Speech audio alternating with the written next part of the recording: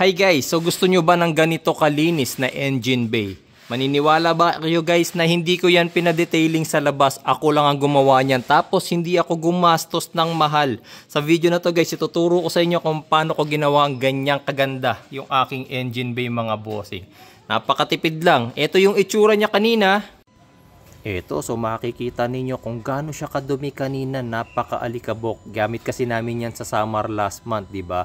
So ayan, ang daming alikabok ang nag-accumulate dito sa aking engine bay. Makikita niyo yung fuse box, yung engine cover, yung battery, tapos yung fan shroud natin. Makikita niyo sobrang alikabok. Kaya syempre, time na ngayon para pagandahin naman natin yung ating engine bay.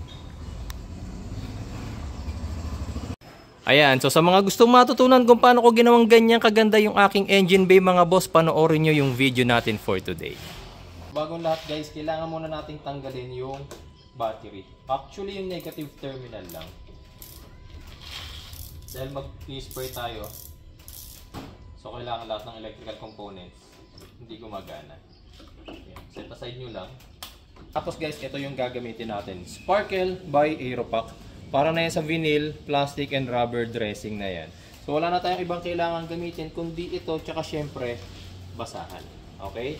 Tapos kailangan lang gawin spray. I-spray lang natin to sa lahat ng plastic and rubber and vinyl parts natin para malinisan or madindil natin to. Pwede rin kayong gumamit nga pala dito mga bossing kapag masyadong malikabok. Gamitan nyo muna ng blower o kaya air compressor para mabugahan yung sobrang alikabok. Pero sa akin hindi naman siya ganun ka-alikabok. So start na natin, okay? So ito para gamitin, ayan, sprayable naman siya, ganito lang mga boss. So unahin ko munang ipakita sa inyo itong part na to ng ating cover, itong ating radiator cover. So hindi ko lalagyan lahat para makita ninyo yung difference niya.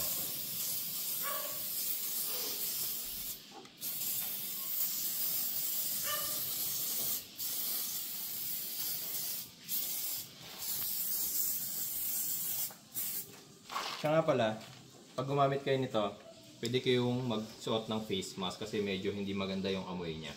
Para siyang medyo amoy insecticide. Pero, hindi naman ganun kabaho. Pero kung ako tatanungin, mas maganda naka face mask kayo, okay? Tapos para mas evenly applied yung ating nilagay na sparkle, yung pinag-sprayan nyo, pwede nyo yung punasan. Punasan kasi para hindi masyadong tutok dun sa ibang parts yung yung mga nailagay na sparkle vinyl. Yan, dressing ito.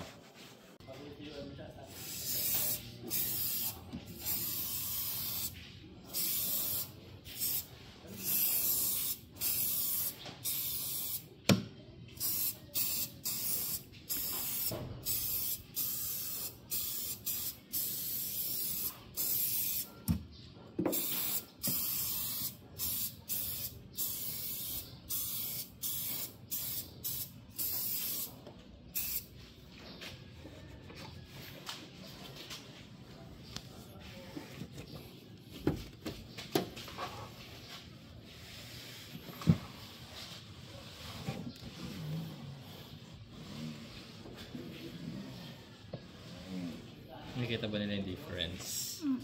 Kalahati. Ang ganda guys nung nalinisan ko na doon sa hindi pa. Dito pa lang makikita nyo na agad yung difference. Saan ba pinakamagandang makita yan? Ito dito yata. Sa ating air filter cover. Yan. Yan.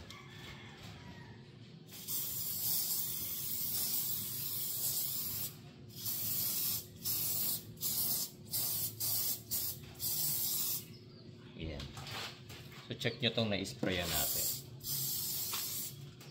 Yan.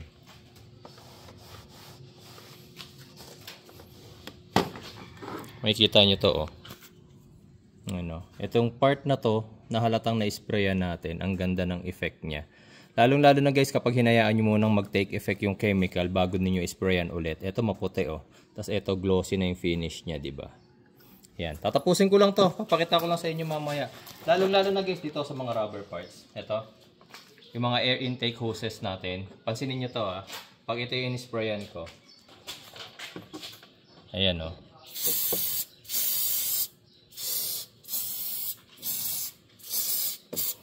Tingnan nyo tong part na to, tsaka to. Masyado siyang mayiging darker. Ngayon, punasan nyo. Makikita nyo rin yung difference niyan. Ang ganda niyan, guys. Ayan. Nagawa ko na rito sa ibang sasakyan ko. Sa engine bay ko rin siya ginamit. Ayan o. Maitim. Ito. Madumi pa. Or parang maalikabok something, diba? Okay. So, tuloy lang natin to.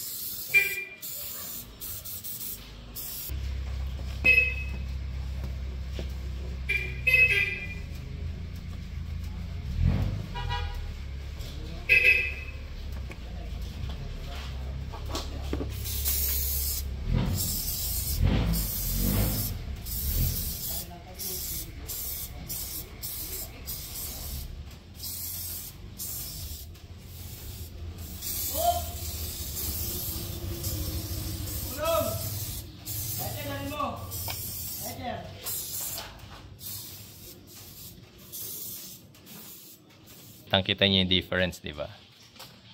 Yan. So hindi lang siya sa engine bay, basta plastic, rubber, kahit sa mga door seals pwede siya. Actually pwede rin to sa mga tires. Pwede niyo rin gamitin sa tire, parang tire dressing or parang tire block. Kasi rubber yung tire, di ba? Pwede yan. Ang ganda niya, oh.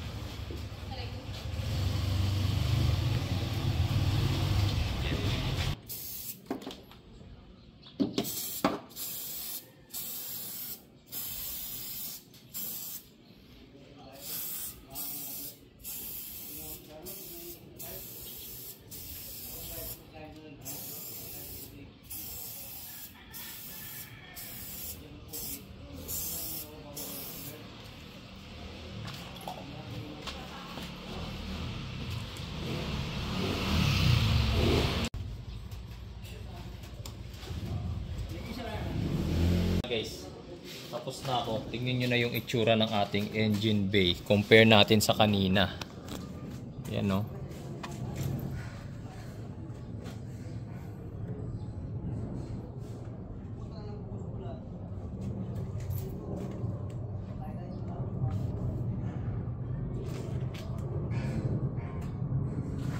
Na, diba? Parang brand new ulit yung itsura ng ating engine bay. Yan.